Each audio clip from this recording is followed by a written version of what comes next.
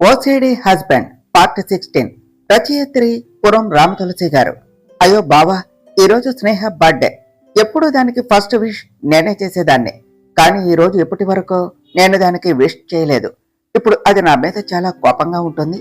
ముందు దానికి విష్ చేయాలి అని తన ఫోన్ ని చేతిలోనికి తీసుకొని స్నేహ నెంబర్ కు డయల్ చేసింది ధాత్రి.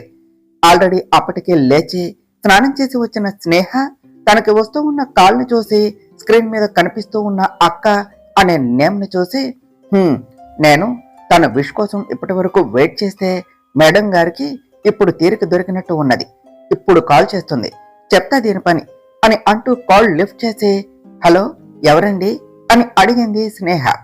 సారీ స్నేహ, నీకు లేటుగా విష్ చేస్తున్నందుకు హ్యాపీ బర్త్డే అని చెప్పింది ధాత్రి. సారీనా, ఎందుకు మేడం, అసలు మీరు ఎవరు అని అన్నది స్నేహ. అబ్బా అర్థమైంది లేవే, నీకు కోపం వచ్చింది అని ఐఎమ్ సారీరా అని చెప్పింది ధాత్రి. నేను నీ కోసం రాత్రి నుండి వెయిట్ చేస్తూ ఉంటే నువ్వు ఇప్పుడు కాల్ చేసి విష్ చేస్తావా, పైగా చిన్న సారీ చెప్పి సరిపెట్టేస్తావా అని అడిగింది స్నేహ. సారీ స్నేహ, ఎప్పుడు నేనే ఫస్ట్ నిన్ను విష్ చేసేదాన్ని, కానీ ఈసారి కుదరలేదు అని కొంచెం బాధగా చెప్పింది ధాత్రి. అది విన్న వెంటనే స్నేహ పోనీలే అక్క, ఈ ఒక్కసారికి నిన్ను క్షమించేస్తున్నా, కానీ నెక్స్ట్ టైం ఇలా చేస్తే పనిష్మెంట్ చాలా క్లియర్ గా ఉంటుంది అని చెప్పింది. సరే ఇంకెప్పుడు అలా చెయ్యను అని చెప్పింది ధాత్రి. సరే అక్క, కాలేజీకి టైం అవుతుంది, నేను ఈవినింగ్ కాలేజీ నుంచి వచ్చాక కాల్ చేస్తాను అని చెప్పింది స్నేహ. సరే స్నేహ బాయ్ అని చెప్పి కాల్ కట్ చేసింది ధాత్రి. కాల్ కట్ చేయగానే ధాత్రి ఫోన్ వైపు ఒక్కసారి చూసి తన కళ్ళల్లో వస్తున్న నీటిని ఈశ్వర్ కు కనిపించకుండా తుడుచుకున్నది. కానీ ఈశ్వర్ అది అర్థం చేసుకుని ఏమిటి ధాత్రి, స్నేహాన్ని బాగా మిస్ అవుతున్నావా అని అడిగాడు. దానితో ధాత్రి తన బాధను ఇంకా కంట్రోల్ చేసుకోలేక అవును బావా అని ఈశ్వర్ ని హక్ చేసుకుంటూ చెప్పింది. ఈశ్వర్ ధాత్రిని ఓదారుస్తూ బాధపడకు ధాత్రి, నువ్వు స్నేహాన్ని మిస్ అవుతున్నావు అని నాకు ముందే తెలుసు. స్నేహ మన పెళ్లి అప్పుడు నీకు ఇచ్చిన చాక్లెట్ బాక్స్ ని నువ్వు చాలా సార్లు ప్రేమగా చూడటం నేను గమనించాను. నాకు తెలుసు మీ ఇద్దరి బాండు ఎలా ఉంటుందో, అందుకని ఈ రోజు నువ్వు స్నేహాన్ని కలిసేలా ప్లాన్ చేశాను అని చెప్పాడు ఈశ్వర్. ఆ మాట వినగానే ధాత్రి సంతోషపడుతూ నిజంగానా బావా అని అంటూ, కానీ తను ఇప్పుడు కాలేజీకి వెళ్తుంది, మనం ఇంటికి వెళ్ళినా తను ఉండదు కదా అని అన్నది. నువ్వు తనను కలిసేది ఇంట్లో కాదు కాలేజీలో అని చెప్పాడు ఈశ్వర్. కాలేజీలోనా అని అడిగింది ధాత్రి. అవును, గౌతమ్ స్నేహకు సర్ప్రైజ్ ఇవ్వటానికి నిన్ను కాలేజీకు తీసుకుని వెళ్తాను అని నిన్న నన్ను అడిగాడు. నువ్వు కూడా స్నేహను మిస్ అవుతున్నావు కదా, అందుకే ఒప్పుకున్నా అని చెప్పాడు ఈశ్వర్. నిజంగానా బావా అని ఆనందంగా అడిగింది ధాత్రి. అవును, కాసేపు ఆగాక గౌతమ్ నిన్ను కాలేజీకి తీసుకుని వెళ్తాడు, తనతో వెళ్ళు అని చెప్పాడు ఈశ్వర్. థ్యాంక్ యూ బావా, థ్యాంక్ యూ సో మచ్ అని మళ్ళీ ఒకసారి ఈశ్వర్ ని హక్ చేసుకుంటూ చెప్పింది ధాత్రి. ఈశ్వర్ ధాత్రి వైపు ప్రేమగా చూస్తూ సరే ధాత్రి, ఇక నేను ఆఫీస్కు వెళ్ళడానికి టైం అవుతుంది అని చెప్పాడు. సరే బావా, నువ్వు కిందకురా, ఈలోపు నేను డైనింగ్ టేబుల్ దగ్గర అంతా రెడీ చేస్తాను అని ఈశ్వర్ చేతిలో కాఫీ కప్ తీసుకుని కిందకు వెళ్ళింది ధాత్రి. ధాత్రి కిందకు వెళ్ళగానే ఈశ్వర్ బాల్కనీలో కాసేపు నుంచున్నాడు. ఇంతలో వినోద్ కూడా తన రూమ్ నుండి బయటకు వచ్చి బాల్కనీలో నుంచున్నాడు. ఈశ్వర్ వినోద్ను చూసి కూడా చూడనట్టు ఉన్నాడు. అది గమనించిన వినోద్ ఏమిట్రా, చూసి కూడా మాట్లాడకుండా చూడనట్టు అలా మొహం తిప్పుకుంటున్నావు అని అడిగాడు. ఏమీ లేదు, ఈ మధ్య నువ్వు బిజీ అయిపోయావు కదా, పైగా నీకు సీక్రెట్స్ కూడా చాలా పెరిగాయి, నీతో ఇంకా నేనే మాట్లాడాలి అన్నాడు ఈశ్వర్. ఈశ్వర్ మాట్లాడుతున్నది దేని గురించో అర్థం కాక ఏమంటున్నావు ఈశ్వర్, నువ్వు మాట్లాడేది దేని గురించి అని అడిగాడు వినోద్. ఏ నా దగ్గర నువ్వు ఎన్ని సీక్రెట్లు దాచావేమిటి, దేని గురించి మాట్లాడుతున్నాను అని అడుగుతున్నావు అని అడిగాడు ఈశ్వర్. ఈశ్వర్ కి ఏ విషయం తెలిసిందో అర్థం కాక ఆలోచనలో పడ్డాడు వినోద్. అంతలోనే ఏదో అర్థమైనట్టు నువ్వు మాట్లాడేది చిత్ర చేసిన దాని గురించా అని అడిగాడు. అదొక్కటే కాదు, నువ్వు నీ మనసులో దాచుకున్న చిత్ర ప్రేమ గురించి కూడా అని అన్నాడు ఈశ్వర్. అది వినగానే వినోద్ ఒక్క క్షణం పాటు షాక్ అయినా మళ్ళీ ఆ షాక్ లో నుండి బయటకు వచ్చి అంటే నువ్వు ఆ రోజు నేను ధాత్రి మాట్లాడుకున్నది విన్నావు అన్నమాట, అందుకేనా నీకు ఆ రోజు అలా పానిక్ అటాక్ వచ్చింది అని అడిగాడు. అవును, ఆ రోజు నువ్వు ధాత్రి మాట్లాడుకున్నది అంతా నేను విన్నాను అని వినోద్ వైపు తిరుగుతూ చెప్పాడు ఈశ్వర్. సారీరా, నేను ఈ విషయం దాచింది నువ్వు ఆ నిజం విని తట్టుకోలేవు అని. అందుకనే ధాత్రికి కూడా నీకు ఆ విషయం చెప్పొద్దు అని చెప్పాను అని చెప్పాడు వినోద్. నువ్వు అది మళ్ళీ చెప్పవలసిన అవసరం లేదు. నేను అది అర్థం చేసుకున్నాను. నేను మాట్లాడేది దాని గురించి కాదు. నువ్వు చిత్రాన్ని ప్రేమిస్తున్న విషయం నాకు ఎందుకు చెప్పలేదు అన్న విషయం గురించి అని అన్నాడు ఈశ్వర్. ఓహ్ అదే, అది నీకు చెప్పే టైం కుదరలేదు. టైం వచ్చినప్పుడు చెబుదాము అని అనుకున్నాను అని చెప్పాడు వినోద్. అవునా, అది ఎప్పుడు? నువ్వు ముసలోడివి అయ్యాకనా అని అడిగాడు ఈశ్వర్. అబ్బా అలాంటిదేమీ లేదురా. నా ప్రేమ విషయం ముందు చిత్రాకు చెప్దాం అని అనుకున్నాను. కానీ తన మనసులో ప్రస్తుతం నాకు చోటు లేదు అని తెలిసాక మౌనంగా ఉన్నాను అని చెప్పాడు వినోద్. దానితో ఈశ్వర్ వినోద్ మనసులో బాధను అర్థం చేసుకొని సరే, కానీ ఇంతకీ చిత్ర నిజంగానే మారిందా అని అడిగాడు. వినోద్ చిన్నగా నవ్వి, మార్పు ఒక్క రోజులో ఎలా వస్తుంది? ఇప్పుడు తాను చేసిన తప్పు తెలుసుకున్నది అంతే. ఇంకా తనని తాను మార్చుకుని సరైన దారిలో నడవాలి. అప్పుడు తనలో పూర్తి మార్పు వచ్చినట్టు అని చెప్పాడు వినోద్. అదే నిజమే అని అన్నాడు ఈశ్వర్. మరి నీకు నిజం తెలిసింది కదా, మరి నీ మనసులో మాట ధాత్రికి చెప్పావా అని అడిగాడు వినోద్. ఈశ్వర్ సమాధానం చెప్పకుండా చిన్నగా నవ్వాడు. నీ నవ్వుకు అర్థం నువ్వు నీ మనసులో మాట ధాత్రికి చెప్పావు అనేనా అని అడిగాడు వినోద్. ఎస్ అని సమాధానం ఇచ్చాడు ఈశ్వర్. వినోద్ ఆనందపడుతూ, అంటే ఇన్నేళ్ల నీ మౌన ప్రేమని బయట పెట్టావు అన్నమాట అని అన్నాడు. అవును, కానీ నీకు తెలియని ఇంకో విషయం ఏమిటో తెలుసా? నేను ధాత్రిని చిన్నప్పటి నుండి ఇష్టపడుతున్నట్టే ధాత్రి కూడా నన్ను చిన్నప్పటి నుండి ఇష్టపడుతుంది అని చెప్పాడు ఈశ్వర్. అది విన్న వినోద్ షాక్ అవుతూ, వాట్, ధాత్రి నిన్ను చిన్నప్పటి నుండి ఇష్టపడుతుందా? ఈ విషయం నాకు తెలియలేదేమిటి అని అన్నాడు. ఏమో, అది నువ్వు తన్నే అడిగి తెలుసుకో అని చెప్పాడు ఈశ్వర్. సరే అని అన్నాడు వినోద్. సరేరా, నాకు ఆఫీస్కు టైం అవుతుంది, పద బ్రేక్ఫాస్ట్ చేద్దాం అన్నాడు ఈశ్వర్. లేదురా, నువ్వు వెళ్ళు, నేను ఫ్రెష్ అయి వస్తాను అని చెప్పాడు వినోద్. సరే అని ఈశ్వర్ అక్కడ నుండి కిందకు వెళ్ళాడు. ఈశ్వర్ కిందకు వెళ్ళగానే వినోద్, ధాత్రి, ఈశ్వర్ల మధ్య ఉన్న అపార్థాలు తొలగిపోయాయి. ఇప్పుడు వాళ్ళు సంతోషంగా ఉన్నారు అని హ్యాపీగా ఫీల్ అయ్యాడు. అంతలోనే అతనికి చిత్ర మొహం గుర్తుకు వచ్చింది. వెంటనే అతని పెదవులపై చిన్న చిరునవ్వు మెరిసింది. చిత్ర మెడిసిన్స్ వేసుకునే టైం అయింది అని నిద్ర లేచిందో లేదో ఫ్రెష్ అయ్యి వెళ్లి చూద్దాం అని అనుకుని మళ్లీ రూమ్ లోనికి వెళ్ళాడు వినోద్. ఈశ్వర్ కిందకు వచ్చేసరికి కృష్ణమరాజు గారు డైనింగ్ టేబుల్ దగ్గర కూర్చొని ఉన్నారు. ఈశ్వర్, గుడ్ మార్నింగ్ తాతయ్య అని కృష్ణమరాజు గారిని విష్ చేసి డైనింగ్ టేబుల్ దగ్గర కూర్చున్నాడు. రామనోడా, గుడ్ మార్నింగ్ అని అన్నారు కృష్ణమరాజు గారు. ఇంతలో ధాత్రి అక్కడకు వచ్చి కృష్ణమరాజు గారికి, ఈశ్వర్కి బ్రేక్ఫాస్ట్ ను సర్వ్ చేసింది. ఈశ్వర్ ధాత్రి వైపు ప్రేమగా చూస్తూ ఉండిపోయాడు. అదంతా కృష్ణమరాజు గారు గమనిస్తూ ఉన్నారు. వారి ఇద్దరిని అలా చూసి ఆయన చాలా సంతోషంగా ఫీల్ అయ్యారు. ఇన్ని రోజులు వాళ్ళ మధ్య ఉన్న అపార్థం తొలగిపోయి వాళ్ళు ఇప్పుడు హ్యాపీగా ఉన్నారు అని అనుకుని వెంటనే మళ్ళీ ఒక నిర్ణయానికి వచ్చారు.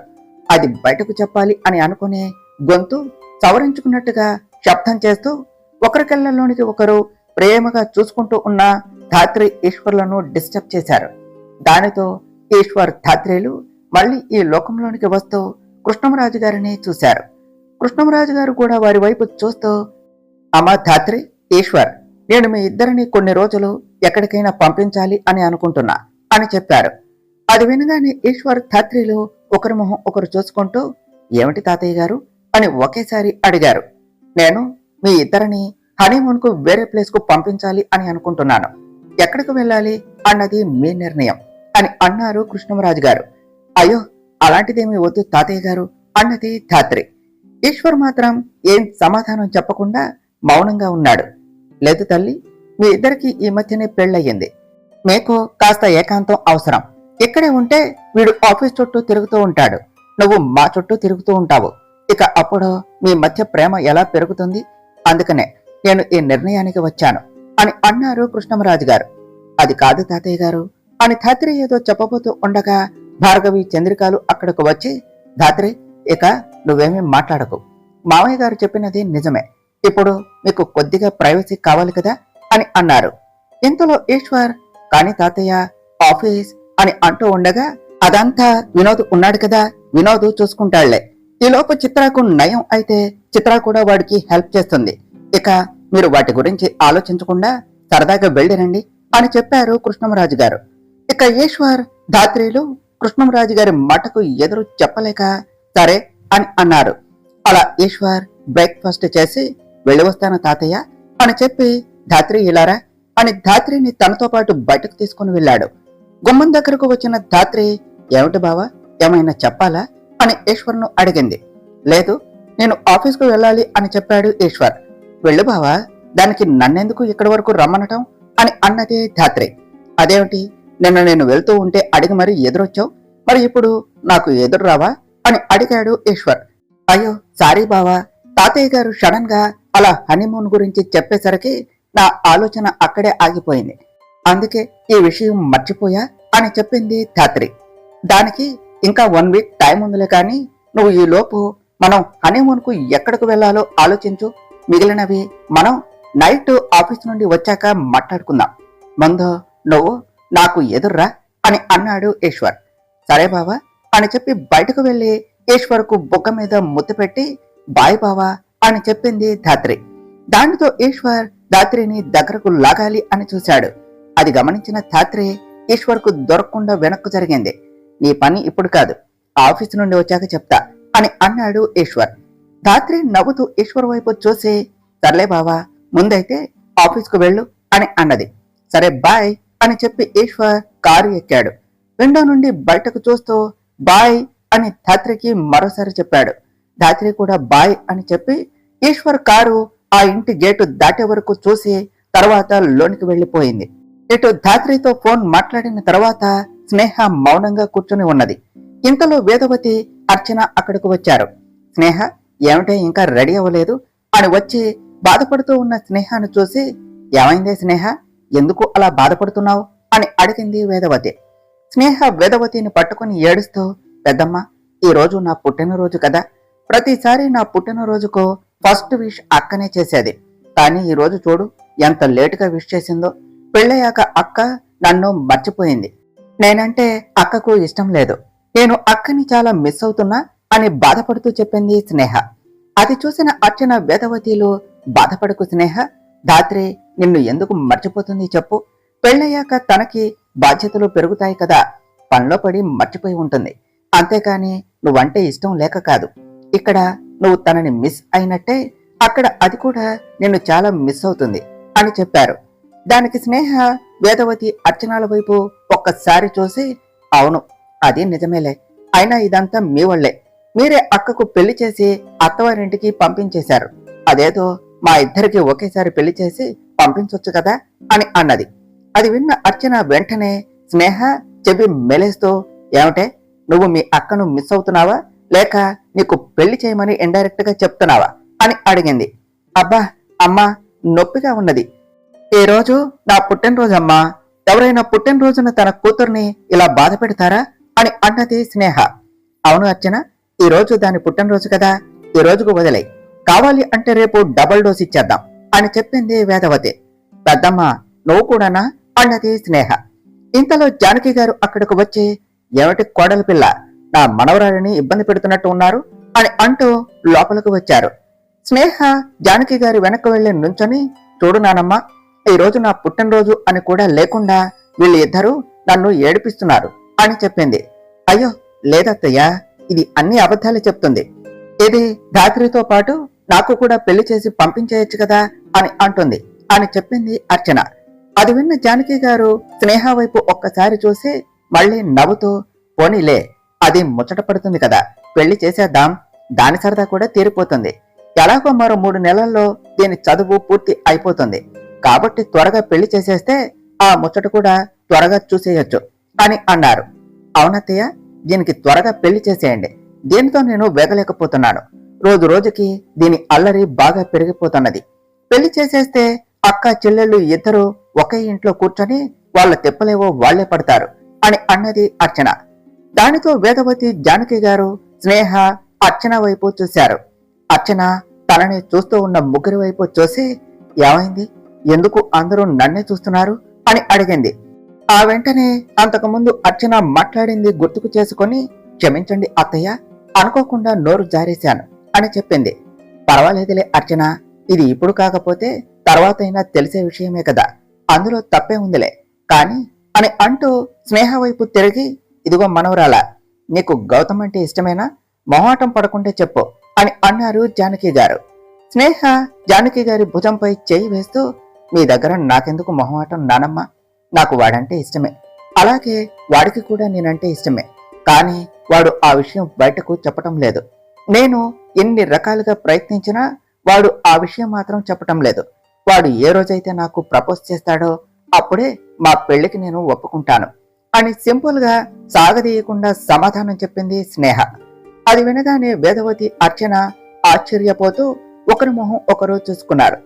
జానకి గారు మాత్రం, ఏమో, నీకు ఈ 3 నెలలు టైం ఇస్తున్నా, ఈలోపు నువ్వు అనుకున్నది సాధించు, లేదా మీ ఇద్దరికి ఈ 3 నెలల తర్వాత పెళ్లి, అది ఫిక్స్ అని చెప్పారు. డీల్ ఓకేనానమ్మా అని చెప్పి జానకి గారిని హత్తుకున్నదే స్నేహ.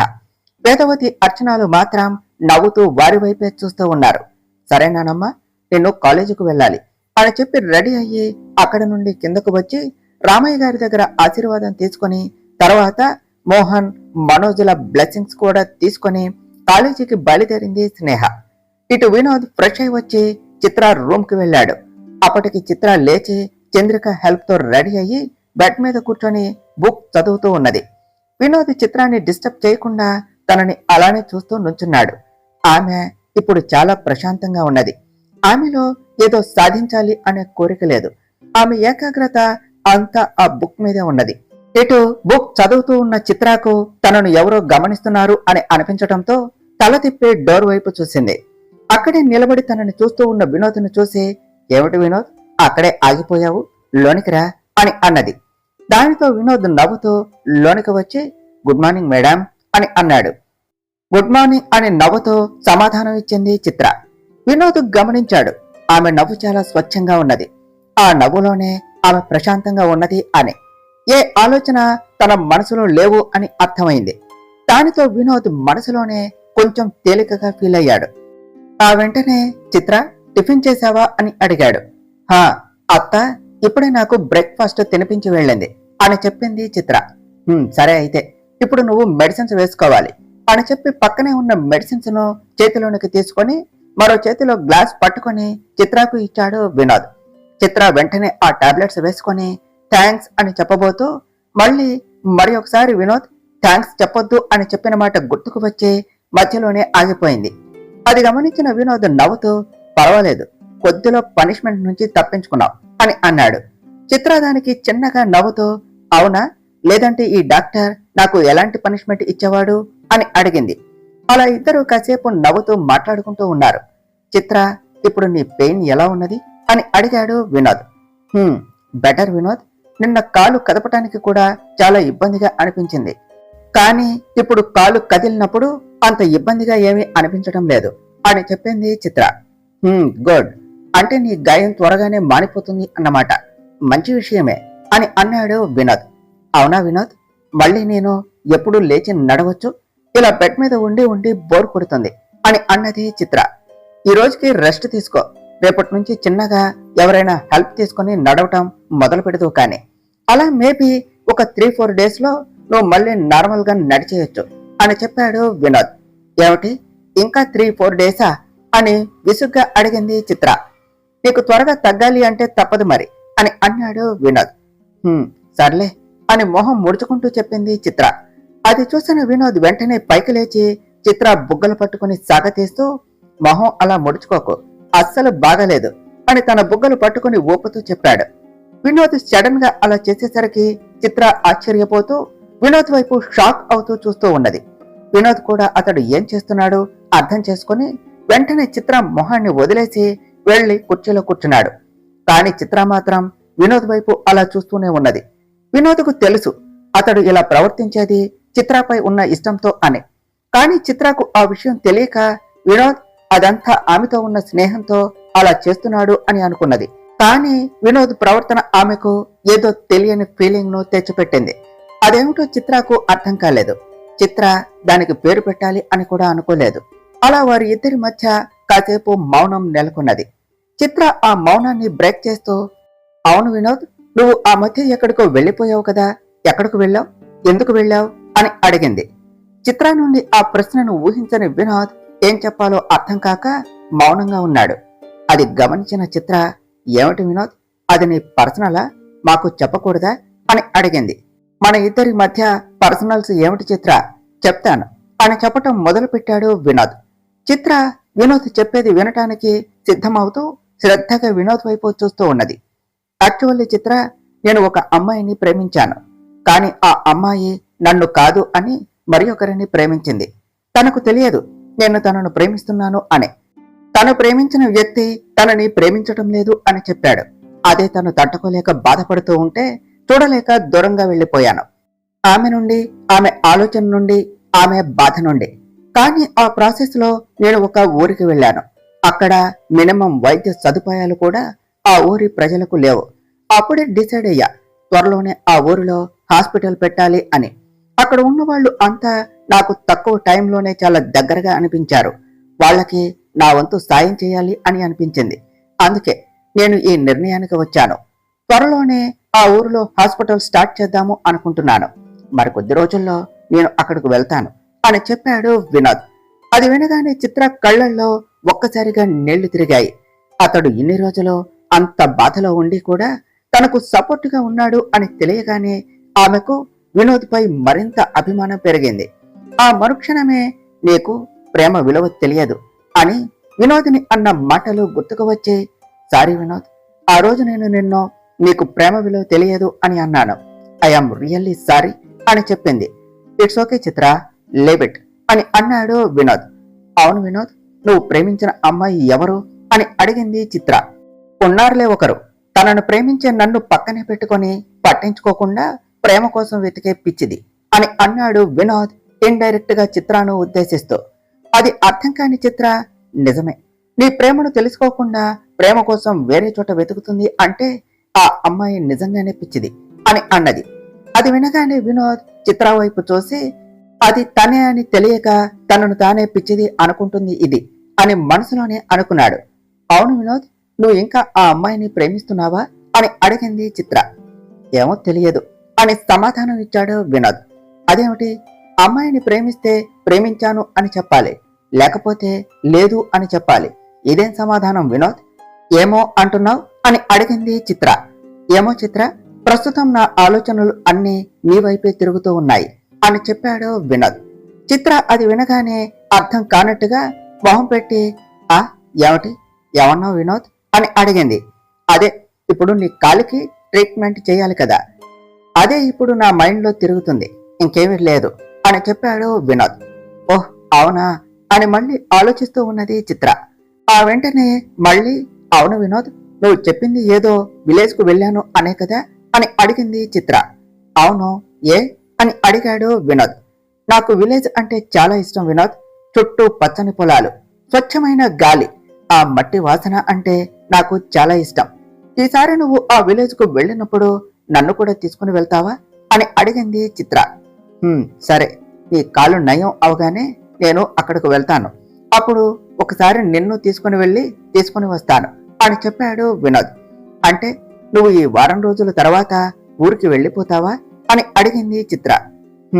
అవును అని చెప్పాడు వినోద్. ఆ మాట ఎందుకో చిత్రకు కొంచెం బాధను కలిగించింది. మరి ఈ విషయం అందరికీ చెప్పావా అని అడిగింది. తాతయ్య గారికి ఆల్రెడీ దీని గురించి చెప్పాను, ఆయన కూడా ఒప్పుకున్నారు. అమ్మకు వెళ్లే ముందు చెప్పాలి, ముందే చెప్తే ఊరుకోదు, నన్ను వెళ్ళొద్దు అని గొడవ చేస్తుంది అని చెప్పాడు వినోద్. అదే నిజమే, అత్తయ్యకు అసలే నువ్వంటే చాలా ఇష్టం, ముందే చెప్పకపోవటమే మంచిది. అది సరే కాని ఇంతకీ నువ్వు టిఫిన్ చేశావా అని అడిగింది చిత్ర. ఇంకా లేదు, నువ్వు లేచి మెడిసిన్స్ వేసుకోవాలి కదా, అందుకనే ముందు నీ దగ్గరకు వచ్చాను అని చెప్పాడు వినోద్. ఆ మాట వినగానే చిత్ర చాలా హ్యాపీగా ఫీల్ అయ్యింది. తన కోసం ఒకరు తన పనులు మొత్తం పక్కన పెట్టి మరి ఇలా ఆలోచించడం చిత్ర మనసులో ఆనందాన్ని నింపింది. చిత్రాలో వినోద్ పై ఉన్న అభిప్రాయాన్ని మారుస్తూ వస్తున్నది. సరే వినోద్, నేను కాసేపు రెస్ట్ తీసుకుంటాను, నువ్వు వెళ్ళి బ్రేక్ఫాస్ట్ చేసిరా అని చెప్పింది. సరే చిత్ర అని చెప్పి వినోద్ కూడా అక్కడ నుండి వెళ్ళిపోయాడు. వినోద్ వెళ్ళగానే చిత్ర వినోద్ గురించి ఆలోచిస్తూ ఉన్నది. ఇటు గౌతమ్ రెడీ అయి కిందకు వచ్చి ధాత్రి దగ్గరకు వెళ్ళాడు. ధాత్రి గౌతమ్ రావటం గమనించి, ఏమిటి మరిది గారు ఎలా వచ్చారు, ఏమైనా కావాలా అని ఏమీ తెలియనట్టుగా అడిగింది. అదేమిటి వదినకు అన్నయ్య నా ప్లాన్ గురించి చెప్పలేదా? వదిన ఇలా అడుగుతుంది అని అనుకుంటూ, వదిన ఈరోజు స్నేహ బర్త్డే కదా అని అన్నాడు గౌతమ్. అవును, అయితే అని అడిగింది ధాత్రి. అందుకే నేను స్నేహ బర్త్డేకి ఒక సర్ప్రైజ్ ఇద్దాము అని అనుకున్నాను అని చెప్పాడు గౌతమ్. మంచిది అని అన్నది ధాత్రి. మరి మీరు రెడీ అయినా వెళ్దామా అని అడిగాడు గౌతమ్. ఎక్కడికి గౌతమ్? నేనెందుకు అని ఏమీ తెలియనట్టుగా అడిగింది ధాత్రి. అదేమిటి వదినా, మీకు అన్నయ్య ఏమీ చెప్పలేదా అని అడిగాడు గౌతమ్. మీ అన్నయ్య నాకేమీ చెప్పలేదే అని అన్నది ధాత్రి. అవునా వదిన, అన్నయ్య ఏమీ చెప్పలేదా అని కంగారు పడుతూ అడిగాడు గౌతమ్. ధాత్రి నవ్వుతూ, సరదాగా అన్నానులే గౌతమ్, మీ అన్నయ్య నాకు నీ ప్లాన్ గురించి చెప్పాడు, నువ్వు మరీ అంత టెన్షన్ అవ్వకు అని అన్నది. చంపేశారు వదిన, ఎక్కడ అన్నయ్య మిమ్మల్ని నాతో పంపటం ఇష్టం లేక మీకు ఆ విషయం గురించి చెప్పలేదేమోనని, నా ప్లాన్ అంతా ఫ్లాప్ అవుతుందేమోనని భయపడి చచ్చాను అనుకోండి అని అన్నాడు గౌతమ్. నీ ప్లాన్ ఏమీ ఫ్లాప్ అవుతలే గౌతమ్, ఉండు ఒక 5 minutes లో రెడీ అయి వస్తాను అని చెప్పి అక్కడి నుండి పైకి వెళ్లి రెడీ అయ్యి వెంటనే కిందకు వచ్చింది ధాత్రి. ఆ వెంటనే కృష్ణంరాజు గారికి, ఇంట్లో వాళ్ళు అందరికీ చెప్పి గౌతమ్తో కలిసి కాలేజీకి బయలుదేరింది. గౌతమ్ బైక్ పై కూర్చొని గౌతమ్తో కలిసి కాలేజీకి వస్తూ ఉన్న ధాత్రి, ఏమిటి గౌతమ్, ఇంతకీ నీ మనసులో మాట మా చెల్లెలకు చెప్పావా లేదా అని అడిగింది. దేని గురించి వదినా అని అన్నాడు గౌతమ్. అదేనయ్యా బాబు, నువ్వు స్నేహాన్ని ఇష్టపడుతున్న విషయం దానికి చెప్పావా లేదా అని అడుగుతున్నాను అని అన్నది ధాత్రి. అది విన్న గౌతమ్ షాక్ అవుతూ, ఏం మాట్లాడుతున్నారు వదినా, నేను స్నేహాన్ని ఇష్టపడటం ఏమిటి అని తడబడుతూ అడిగాడు. అబ్బా గౌతమ్, నాకు తెలుసు నువ్వు స్నేహాన్ని ఇష్టపడుతున్నావు అని, ఇంకా నటించకు అని అన్నది ధాత్రి. నీకెలా తెలుసు వదినా అని అడిగాడు గౌతమ్. నాకేమిటి, అందరికీ తెలుసు, చివరికి స్నేహతో సహా అని చెప్పింది ధాత్రి. అది విన్న గౌతమ్ మరింత ఆశ్చర్యపోతూ సడన్ గా బైక్ కి బ్రేక్ వేసి, ఏమంటున్నారు వదినా, స్నేహకి కూడా ఆ విషయం తెలుసా అని అడిగాడు. అవును, దానికి నువ్వు దాన్ని ప్రేమిస్తున్నావు అని తెలుసు అని చెప్పింది ధాత్రి. మరి స్నేహకు ఆ విషయం తెలిసి కూడా ఎందుకు నాకు ఏమీ చెప్పలేదు, తనకు నేనంటే ఇష్టమేనా అని అడిగాడు గౌతమ్. ఏం నీకు తెలియదా గౌతమ్, దాని మనసులో ఏమున్నదో అని అన్నది ధాత్రి. నాకెలా తెలుస్తుంది వదినా, అది ఎప్పుడు చూసినా నాతో గొడవ పడుతూనే ఉంటుంది, అది ఇష్టంతోనో లేక చనువుతోనో నాకు తెలియదు అని చెప్పాడు గౌతమ్. ధాత్రి నవ్వుతూ, దానికి కూడా నువ్వంటే ఇష్టం గౌతమ్, అందుకనే నిన్ను అలా సరదాగా ఆట పట్టిస్తూ ఉంటుంది, అది నువ్వు ఎప్పుడు ప్రపోజ్ చేస్తావా అని నీకోసం 1000 కళ్ళతో ఎదురు చూస్తూ ఉన్నది, నువ్వేమో దానికి ఆ విషయం చెప్పకుండా తిరుగుతున్నావు, ఇదేమైనా బాగుందా చెప్పు అని అన్నది. దానికి గౌతమ్ వెంటనే, అయ్యో వదినా, ఇన్ని రోజులు దాని మనసులో ఏముందో తెలియక నా మనసులో మాట దానికి ఎలా చెప్పాలో అని ఆలోచించాను, ఇప్పుడు మీరు నాకు క్లారిటీ ఇచ్చారు కదా, ఇప్పుడు చూడండి దానికి డబల్ సర్ప్రైజ్ ఇస్తా అని అన్నాడు. ఏమిటి డబల్ సర్ప్రైజా? అంటే ఇప్పుడు నువ్వు అని అడిగింది ధాత్రి. ఎస్ వదిన, మీ గెస్ కరెక్టే, ఇప్పుడు మీరు అనుకున్నది నేను చేయబోతున్నా అని చెప్పి బైక్ స్టార్ట్ చేసి స్పీడ్ గా కాలేజ్కు బయలుదేరాడు గౌతమ్. ధాత్రి గౌతంలో వచ్చిన హుషారును చూసి నవ్వుకుంటూ ఉన్నది.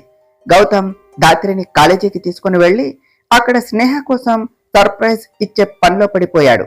అనుకున్నట్టుగానే ఏర్పాట్లు అన్ని పూర్తయ్యాయి. గౌతమ్ స్నేహ కోసం వెయిట్ చేస్తూ కాలేజీ ఎంట్రన్స్ గేట్ వైపు చూస్తూ ఉన్నాడు. అలా కాసేపు అయ్యేసరికి స్నేహ తన స్కూటీలో కాలేజీకి ఎంటర్ అయ్యింది. అది చూడగానే గౌతమ్ కళ్ళల్లో ఒక మెరుపు మెరిసింది. వెంటనే తన పక్కనే ఉన్న అతని ఫ్రెండ్ రాజీవ్ను పిలిచి, రే రాజీవ్, స్నేహ వస్తుంది, అంతా రెడీ అయ్యి కదా అని అడిగాడు. అవునరా, అన్ని రెడీగానే ఉన్నాయి, ఇక స్నేహ ఇక్కడికి రావటమే ఆలస్యం అని చెప్పాడు రాజీవ్. సరేరా, మన వాళ్ళు అందరినీ కూడా రెడీగా ఉండమని చెప్పు అని చెప్పాడు గౌతమ్. సరేరా, నేను వెళ్ళి మన వాళ్ళు అందరికీ స్నేహ వచ్చింది అని ఇన్ఫార్మ్ చేస్తాను, నువ్వు ఈలోపు ఇక్కడ మేనేజ్ చెయ్యి అని చెప్పి అక్కడి నుండి వెళ్లిపోయాడు రాజీవ్. ఇంతలో స్నేహ తన స్కూటీని పార్క్ చేసి లోనికి వస్తూ తనకి కొంచెం దూరంలో నిలబడి తననే చూస్తూ ఉన్న గౌతమ్ని చూసి, వీడు ఏదో సర్ప్రైజ్ అన్నాడు, నేను అనుకున్నట్టు ఈరోజు నాకు వాడు ప్రపోజ్ చేస్తాడా, లేదా నేను ఎక్కువగా ఊహించుకుంటున్నానా, ఈ రోజైనా ప్రపోజ్ చేస్తాడో లేదో చూద్దాం, ప్రపోజ్ చేయకపోతే అప్పుడు చెప్తాను వీడి పని అని అనుకుంటూ గౌతమ్ దగ్గరకు వెళ్ళింది స్నేహ. తన దగ్గరకు వస్తూ ఉన్న స్నేహ వైపు ప్రేమగా చూస్తూ, హాయ్ బర్త్డే బేబీ, ఎలా ఉన్నావు అని అడిగాడు గౌతమ్. బాగానే ఉన్నాను అని అంటూ చుట్టూ చూసి, ఏమిటి ఏదో సర్ప్రైజ్ ఉంది అన్నావు, ఎక్కడా, ఏమిటి ఆ సర్ప్రైజ్ అని అడిగింది స్నేహ. సర్ప్రైజ్ లేదు, గడిది గుడ్డు లేదు.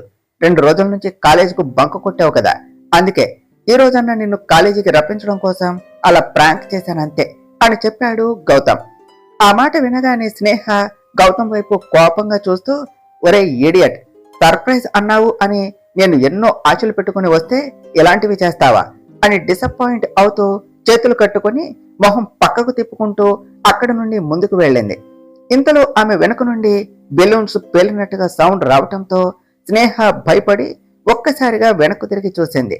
స్నేహ వెనక్కు తిరిగేసరికి తన చుట్టూ బెలూన్స్ తో హ్యాపీ బర్త్డే స్నేహ అనే బ్యానర్స్ తో తన ఫ్రెండ్స్ నుంచుని ఉన్నారు.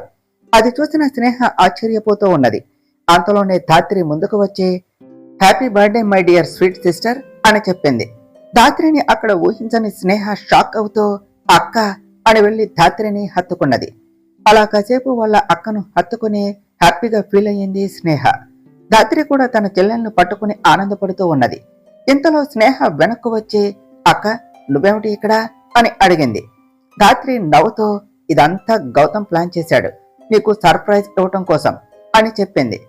అది విన్న స్నేహ, గౌతమ్ తను ధాత్రిని మిస్ అవుతుంది అని అర్థం చేసుకుని ఇలా ప్లాన్ చేశాడా అని అనుకుని వెంటనే వెనక్కు తిరిగి చూసింది. కానీ అక్కడ గౌతమ్ లేకపోయేసరికి అతని కోసం చుట్టూ చూస్తూ ఉన్నది. కానీ ఎక్కడా కనిపించకపోవటంతో అక్కడే ఉన్న రాజీవ్ను చూసి, రాజీవ్ గౌతమ్ ఎక్కడా అని అడిగింది. దానికి రాజీవ్ ఏమో అని అన్నాడు. దానితో స్నేహ నిరాశగా, ఈ ఇడియట్ ఇప్పటి వరకు ఇక్కడే ఉన్నాడు కదా, ఇంతలోనే ఎక్కడికి వెళ్ళాడు అని అనుకుంటూ ఉండగా, మిర్చి అని స్నేహను వెనక నుండి పిలిచాడు గౌతమ్. గౌతమ్ పిలుపు వినగానే స్నేహ వెంటనే వెనక్కు తిరిగి చూసింది. అక్కడ గౌతమ్ రెడ్ రోజ్ బొకేతో మోకాళ్లపై నుంచుని ఉన్నాడు. తరువాత ఏమి జరిగిందో నెక్స్ట్ పార్ట్లో తెలుసుకుందాం ఫ్రెండ్స్. డియర్ ఫ్రెండ్స్, మీకు గనక ఈ కథ నచ్చినట్లయితే మీ అభిప్రాయాలను కామెంట్ల రూపంలో తెలియచేయండి. ఈ వీడియోను లైక్ చేయండి, షేర్ చేయండి, మా ఛానల్ను సబ్స్క్రైబ్ చేసుకోండి ఫ్రెండ్స్. Thank you.